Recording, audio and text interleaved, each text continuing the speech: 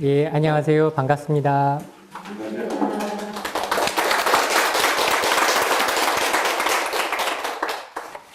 여러분, 방금 그 생각하셨죠? 방송에 비친 내 모습이 잘 안 나오면 어떡하지? 그 생각이 드는 순간 불안하죠? 예, 오늘 하려고 하는 내용이 뭐뭐 하면 어떡하지? 이 불안입니다. 어떡하지 불안이에요. 지난달에는 우리가 뭐뭐 해야만 해 하는 불안을 다뤘어요. 공교롭게도 지난번 강의를 듣고 나서 제가 어떤 분한테 전화를 받았어요. 자기 아들이 대학생인데 무슨 시험을 공부를 하고 있는데 애가 굉장히 스트레스를 많이 받는다 그래요. 그래서 좀 도와줄 수 있냐? 그래서 아유 물론이죠. 그래서 전화로 상담을 했어요. 그래서 그 학생한테 물어봤더니 자기가 어떤 시험을 준비하고 있는데 이 시험에 꼭 합격해야 된다고 생각을 하고 있었대요.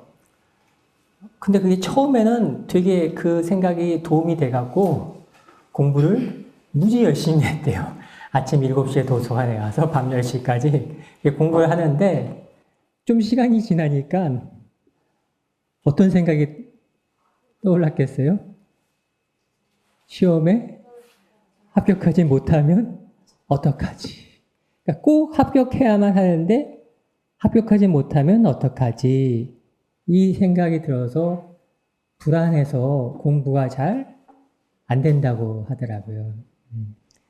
몇 가지 들으면 여러분들은 이제 이게 거의 공식 같구나라는 생각이 들어요. 그래서 제가 심리학적으로 설명해 줬어요.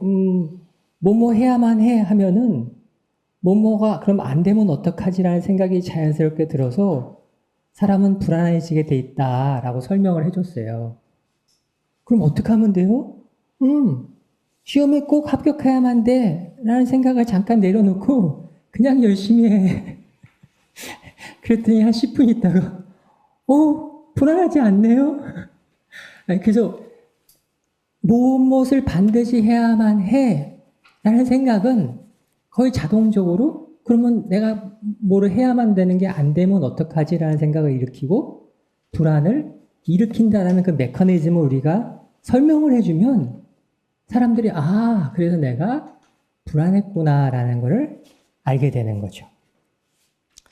그래서 이번에는 이제 뭐뭐 하면 어쩌지 라는 불안을 다룰 거예요. 이런 불안은 대부분 미래에 대한 부정적인 예측이나 파국적 시나리오에서 오는 불안이에요. 불안한 사람들은 만일 뭐뭐 하면 어떡하지? 라는 질문을 계속해서 던지는 경향이 있어요. 그런 부정적인 생각들이 일어나는데 불안하지 않아도 여러분들도 가만히 있는데 부정적인 생각이 더 많이 떠올라요? 긍정적인 생각이 더 많이 떠올라요? 나는 긍정적인 생각이 더 많이 떠올라요. 한번 손 들어보세요. 스님은 당연히 수행을 하셔갖고 그렇게 하실 거고 대부분의 사람은 부정적인 생각이 더 많이 떠오를 거예요. 심리학자들이 재밌는 실험을 해봤더니 무려 가만히 있는데도 불구하고 떠오르는 생각의 85%는 부정적인 생각이래요. 왜 그런가 또 심리학자들이 궁금했잖아요. 조사를 해보니까 이게 진화의 산물이래요. 우리 인간은 자기의 생존과 안전이 제일 중요해요.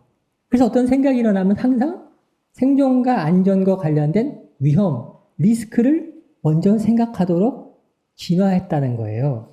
여러분이 원시시대에 나가서 사냥을 하는데 뒤에서 부스럭 소리가 나면은 여러분들은 내 배우자가 도시락 싸갔구나 이런 생각하나요?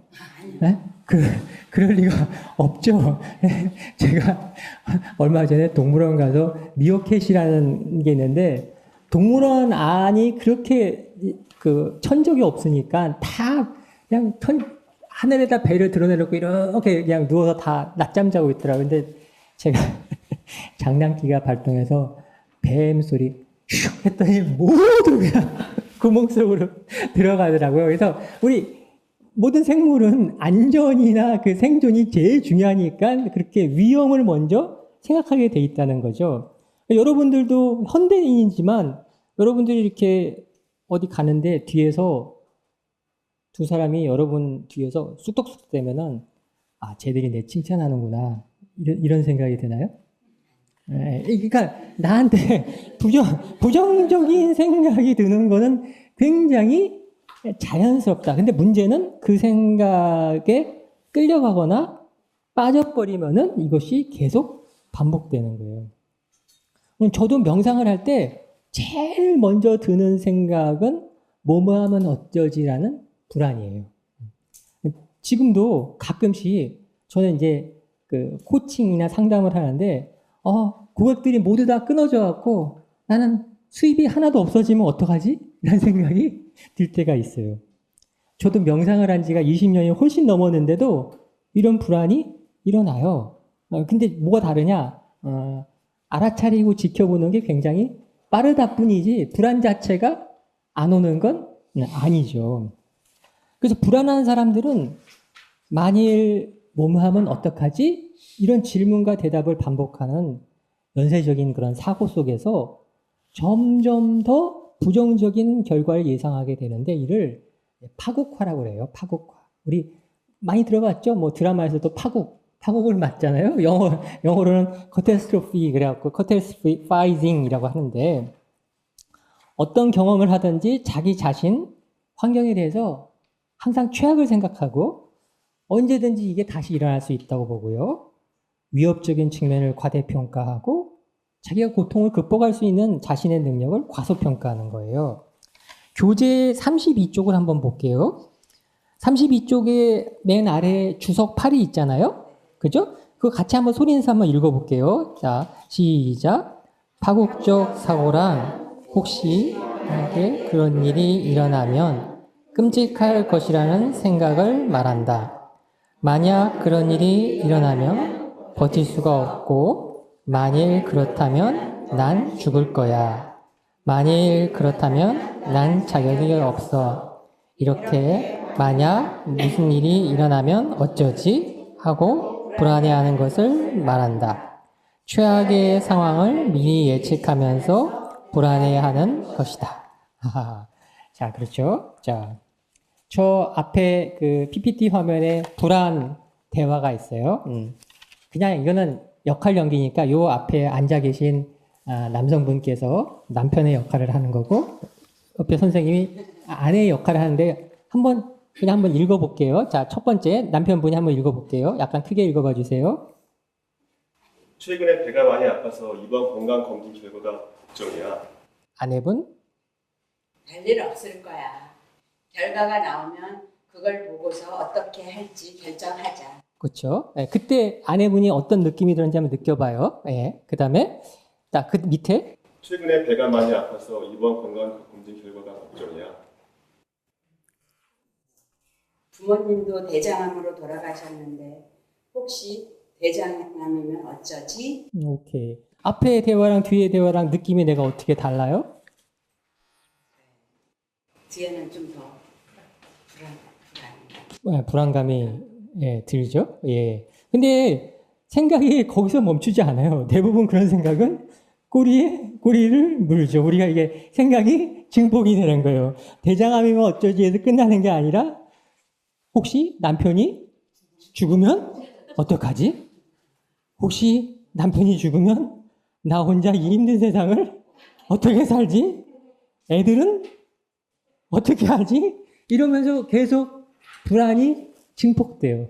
그런 경험 해보신 적 있죠? 예. 이게 대표적인 파국적 불안의 사례예요. 자, 그래서 우리는 이제 이 파국적 불안을 다루는 거예요. 자, 파국적 불안 사례를 찾아서 기록하고 노출시킨다 그러는데 우리가 사례를 찾고 기록하고 노출시키는 게 왜 중요하죠? 혹시 나는 이렇게 생각한다고 대답하실 분 있으세요? 정답은 없어요. 다시 한번 확인하고 인지하게 되니까 그렇죠. 그렇죠. 선명하게 다. 그렇죠. 다시 한번 확인하고 인지하게 되니까 객관화를 시킬 수가 있다는 거죠. 제가 그 예전에 이제 회계법인에서 일할 때 여러 사람이 이제 팀을 이뤄서 같이 일해요. 각자 나눠서 일을 하는데 뭔가 이슈가 있으면은 테이블 위에 올려놓고 같이 얘기를 하면은 문제를 해결해 나갈 수가 있는데 어떤 사람이 그거를 얘기를 꺼내지 않은 경우가 종종 있어요. 우리는 그냥 그거를 약간 좀 저속한 말로 문제를 깔고 앉아 있어요. 혼자. 그렇게 되면 나중에 어떻게 돼요? 큰 문제가 생기는 거예요. 큰 문제. 일단 테이블 위에 올려놓으면은 뭐가 돼요? 객관화가 돼서 우리가 문제를 힘을 모아서 해결할 수가 있게 되는데 그거를 안 꺼내놓으면 객관화가 전혀 안 되는 거죠. 그래서 인지적인 접근 방법에서는 객관화시키는 대표적인 방법이 뭐예요? 내 생각을 말하기. 오, 예, 수업 열심히 들으셨군요. 예, 또 쓰기. 오, 수업 열심히 들으셨군요. 인지적인 접근 방법에서 대표적으로 내 생각을 객관화하는 건 뭐예요? 말하기와 쓰기. 명상적 접근 방법에서 내 생각을 객관화하는 대표적인 방법은 알아차리고 지켜보기. 그죠? 왜 우리가 생각을 말하는가? 내담자들은 자기가 말한 다음에 자기 생각을 객관화시킬 수가 있죠. 내가 한번 내 생각을 쓴 다음에 그걸 다시 읽으면 객관화가 되죠. 명상은 더 빠르죠. 뭐 말하고 쓸 필요도 없죠. 나한테 떠오르는 생각을 바로 알아차리고 지켜보면 되죠. 그래서 우리가 오늘은 지금 저는 인지적인 접근 방법을 하는 거예요. 인지적인 접근 방법을 하기 때문에 일단 불안한 사례를 찾아서 기록하고 노출시키는 거예요.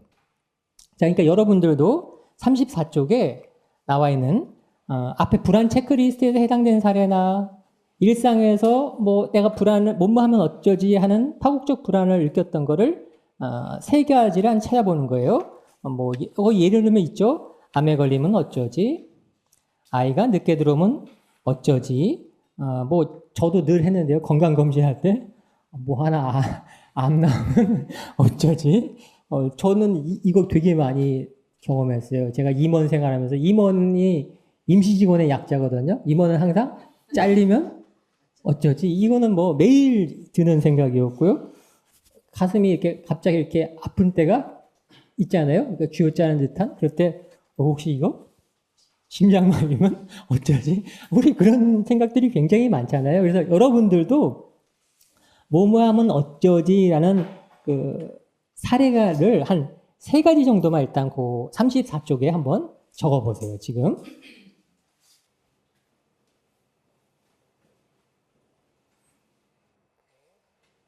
다 적으셨어요?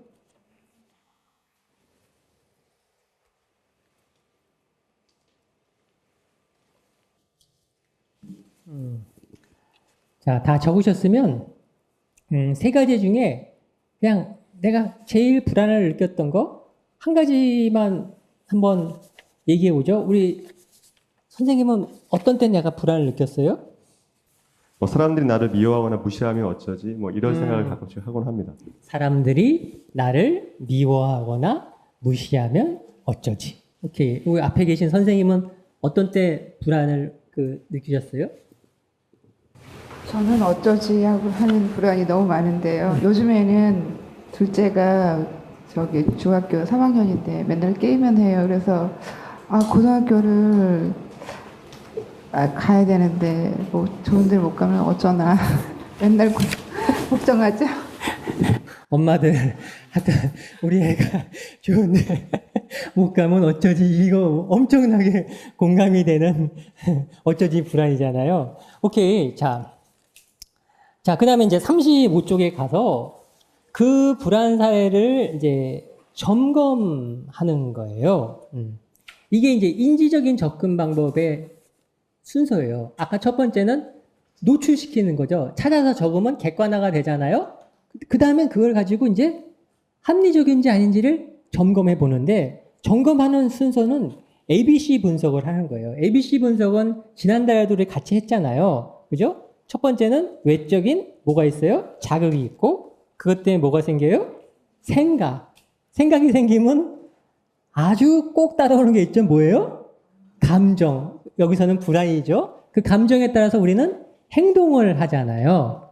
그렇죠? 그런 식으로 ABC 분석을 해보는 거예요. 저 같은 경우는 아까 그랬죠. 제가 그 담당하는 이제 고객들이 여러 사가 있는데 그중 한 고객사, 법인이 이제 코칭을 그만두게 됐어요.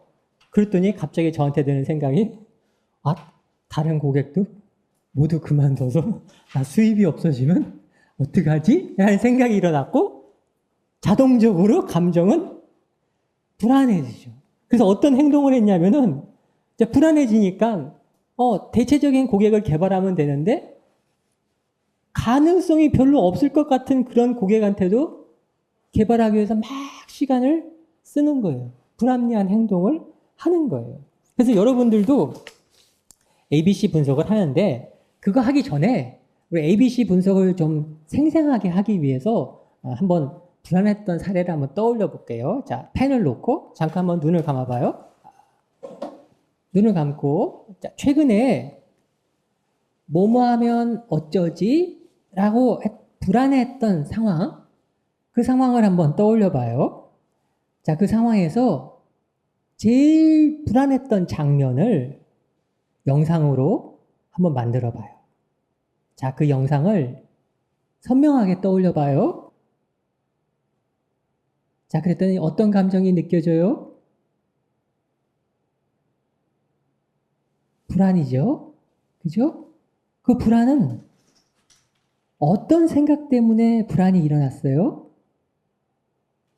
자, 그래서 그 생각 때문에, 그 불안 때문에 나는 어떻게 행동했나요? 자, 좋아요. 자, 눈을 뜨셔도 좋아요. 그런 요령으로 한번 35쪽에 각각 ABC 분석을 한번 하는 거예요. 최근에 내가 뭐뭐 하면 어쩌지 하는 불안, 그 불안에 대해서 외적 자극이 뭐였지? 그때 어떤 생각이 일어났지? 그래서 나는 어떤 감정, 불안을 느꼈고, 그래서 어떻게 행동했구나, 라고 불안 사례를 분석해보고 점검하는 겁니다.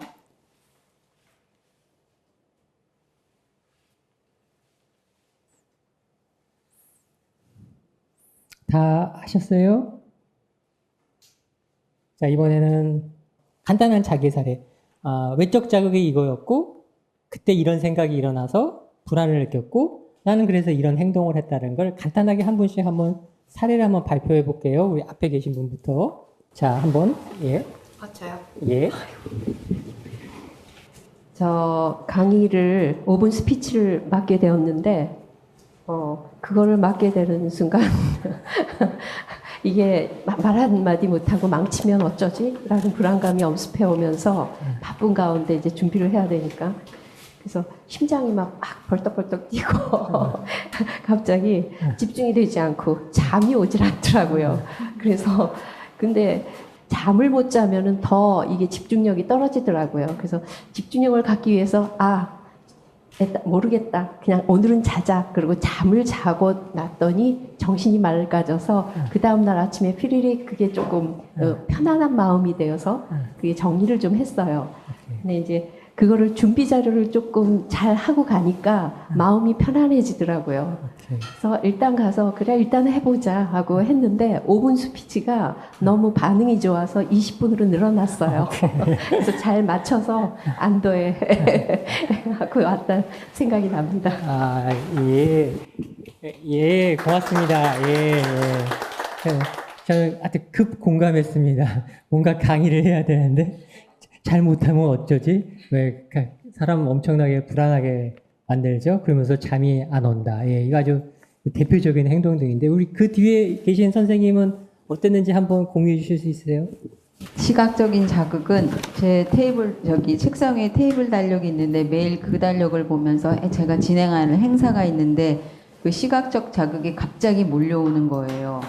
그리고 제 성격이 어떤 행사를 한두 달 전에 해야 되는데 생각은 갑자기 서둘러지면서 불안한 거예요. 마음은 불안해지고 생각은 서둘러야 되지 하니까 이제 갑자기 당황스러운 거예요. 그렇게 제가 약간 강박이 있거든요. 그러니까 미리 하는 건데도 남들보다는 더 미리미리 하는 건데도 그래서 꼭 실수하기 싫어서 아까 어떤 분이 얘기하셨던 것처럼 못해 뭐 아니면 못한다고 아니면 나를 미워할까봐 싫어할까봐 그런 생각 때문에 실수 없이 하려고 꼼꼼히 더 살펴보는 제가 행동을 하고 있더라고요. 근데 그게 조금 일상이 되는 것 같아요. 그래서 미리 안 해도 되는 일을 미리 하는 그런 미래불안 같은 비슷한 게 있습니다. 이상입니다. 예, 고맙습니다. 예. 그러니까 어떤 일을 잘 하고 싶어서 잘 안 되면 어떡하지? 라는 불안이 있으니까 필요 이상으로 준비를 많이 하게 되는 행동을 하셨다는 거죠. 예. 급 공감입니다, 저도.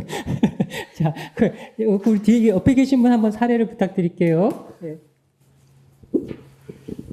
제가 이번에 부처님 오신 날 그때 축시를 읽게 됐어요. 이게 저 5분 스피치 할 때 딱 생각이 떠올라서 바꿨습니다, 주제를. 그 외적 자극 같은 경우는 이제 막 가슴이 두근두근 하면서 그 생각은 이제 실수하면 어쩌지. 그런 거고 감정은 불안이었고 그래서 행동은 그러면서 제가 그런 생각을 했어요. 아, 내가 이렇게 불안한 것은 내가 잘하려고 하는가 보다. 그러면서 잘하려고 하지 말고 보고 읽으면 되지. 이런 식으로 하면서 이 청정은 보지 않고 그 원고만 보면서 손을 꼭꼭 집어가면서 놓치지 않으려고 하면서 그런 행동을 하였습니다. 네, 이상입니다. 아, 예, 고맙습니다. 제가 들으면서 너무 공감이 된 게, 저도 지금 써온 거 읽고 있거든요. 그것도 꼭꼭 집어서 읽고 있는데, 야, 너무 똑같네. 오늘, 뭐뭐하면 어쩌지 불안이, 우리가 이렇게 공통적으로 느끼고, 대응 행동도 어쩜 이렇게 비슷하지? 하면서 저도 지금 굉장히 공감하고 있었거든요. 자, 그러면 이제 불안 사례를 분석했고 점검했고요. 정말로 일어날 가능성을 따져보는 겁니다. 그러고 나서 구체적으로 어떻게 준비를 해야 되고 어떻게 행동을 수정할까라는 거죠. 아까 제가 든 사례가 그거잖아요. 고객 하나가 그만두니까 다른 고객들도 다 그만두면 어떡하지? 불안해지고 그러다 보니까 별로 가능성이 없는 고객한테까지도 열심히 쫓아다니고 있는데 한번 가능성을 따져보는 거예요. 부정적인 결과? 모든 고객들이 일시에 다 그만두면 어떡하지? 근데 우리가 그 생각을 쓴 다음에 객관화시켜서 다시 리뷰를 하는 거죠. 모든 고객이 일시에 다 그만둘 확률은 거의 없지. 내가 너무 오버를 하는 거지. 자, 그러면 나는 그럼 앞으로 고객이 하나 그만뒀으면 어떤 준비를 하고 어떻게 행동을 해야 되지? 가능성이 높은 고객에 대해 더 집중하고 가능성이 별로 없는 고객은 시간을 덜 쓰는 게 더 합리적이구나. 이렇게 행동을 수정할 수 있다는 거죠. 이해되시죠? 자, 여러분들도 아까 그 불안 사례를 ABC로 분석했잖아요. 자, 그러면 이제 알았어. 내가 불안했던 그 생각은 가능성이 얼마나 되지? 객관적으로 리뷰하는 거예요. 그래 놓고서 그럼 나는 앞으로 행동을 어떻게 수정해야 되지? 자, 그거를 36쪽에 한번 적어 보세요. 자, 일어날 가능성을 한번 객관적으로 따져보고 내 행동을 어떻게 수정해야 될 건가? 36쪽 다 적으셨어요? 좋아요. 자, 다 적었으면은 또 몇 분만 또 발표를 해볼게요. 이번에 발표하시는 분은 앞에 ABC 분석에서 일했는데 실제로 그 생각이 일어날 가능성을 검토해 보니까 결과는 이랬고 그래서 내 행동은 어떻게 변화돼야 될 거다라는 식으로 간단하게 발표해 주시면 되겠습니다. 아버지께서 89세신데 얼마 전에 감기가 걸리셔갖고 무척 아프다 하셨어요.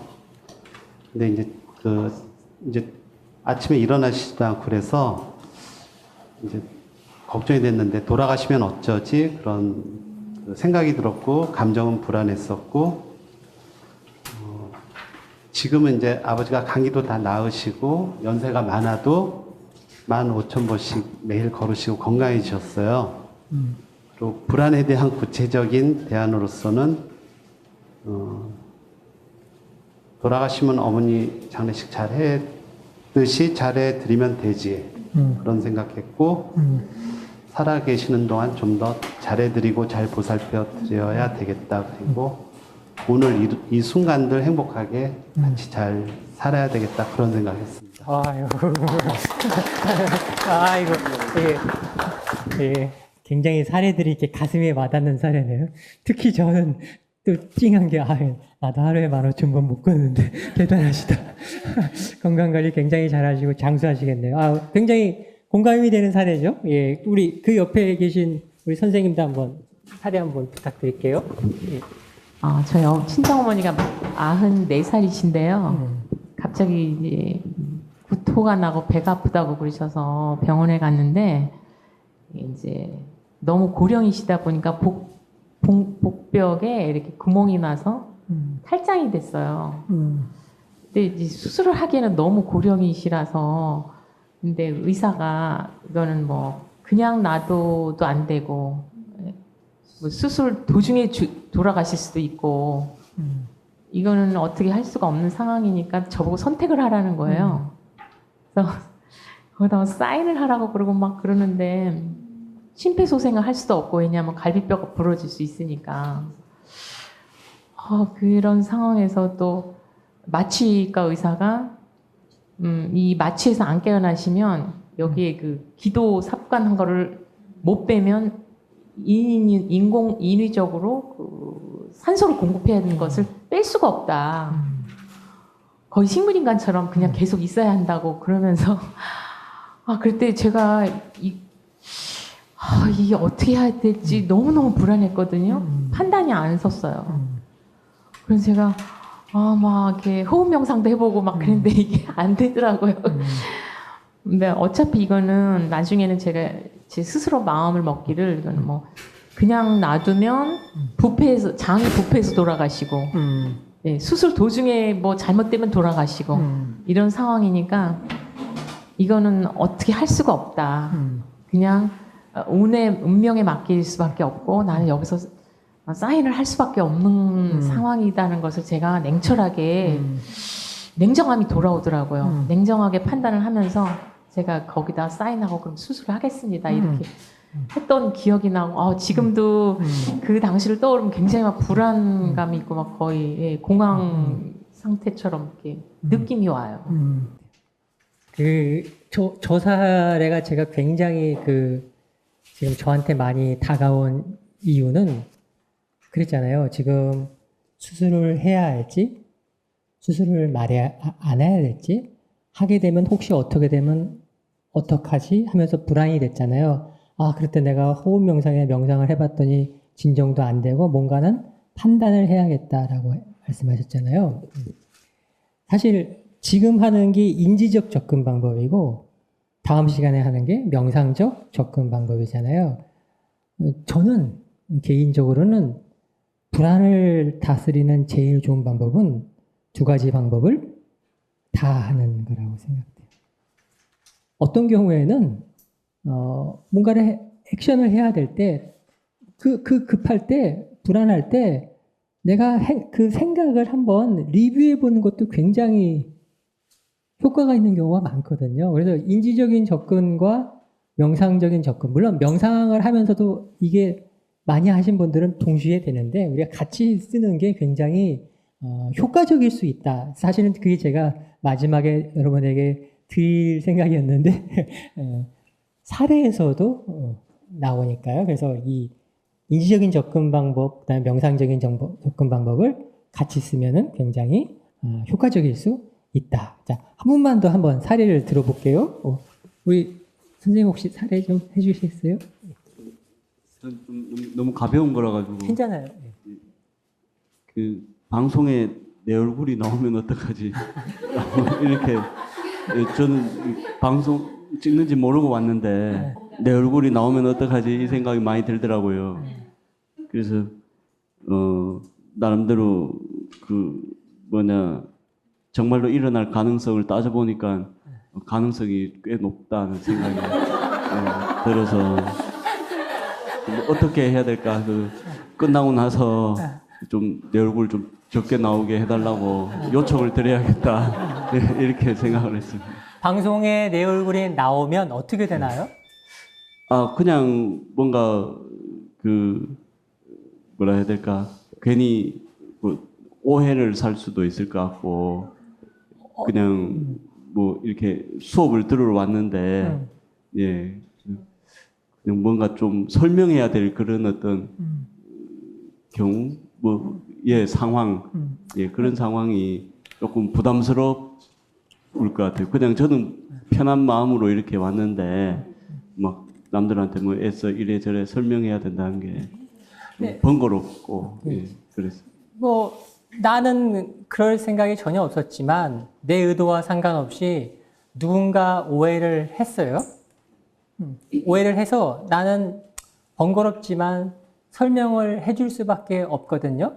그렇게 해서 번거롭지만 설명을 하게 되면 어떻게 되죠? 예, 번거롭지만 설명을 하게 되면 그 다음 상황은 이제 또 그 다음의 조건에 의해서 또 이렇게 일어나는 일이니까 제가 어쩔 수 없는 거예요. 저는 그냥 설명을 하는 걸로 끝나는 거고 그 다음 상황은 제 의도와는 상관없이 또 뭔가 일어나겠죠.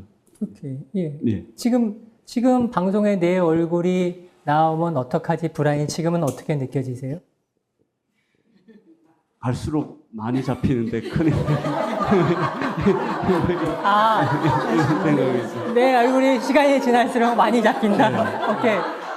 그러면 얼굴이 많이 나올수록 내가 설명을 해야, 내 본의 아니게 설명을 해야 될 이유가 더 기회가 가능성이 높아지겠네요. 예. 그럼 설명을 만약에 내가 하면 어떻게 돼요? 예, 설명을 그냥 뭐 설명할 것도 없고 집 가까운데 이런 명상심리상담센터가 있어서 공부하러 왔다라고 이렇게만 설명하면 되는데 이제 그 다음에 또 뭔가 이렇게 뭐 꼬리표가 붙거나 하는 게 괜스레 좀 염려가 되고 또 뭔가 부담스러운 거죠.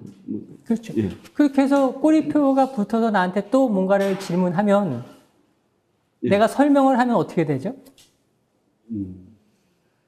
예, 제가 설명하는 것은 이제 제가 할 수 있는 부분을 설명하는 거죠. 예. 오케이. 지금 여전히 불안하세요? 방송에 내가 나오는 게? 불안하지 않습니다. 이제 많이 좀 해소가 되고. 예. 오케이. 아마 제 생각에는 내가 불안하지 않다 그래야 더 이상 질문을 안 하는구나 이런 생각을 하신 것 같아요. 그렇지만 이게 인지적인 접근 방법의 대표적인 질문이에요. 우리가 뭐뭐 하면 어떠지 할 때는 만약에 그렇게 되면 어떡하나요? 물어보면 그 최악의 경우를 생각해 보면 별거 아니지 뭐 설명하면 되지. 예, 설명하면 되지.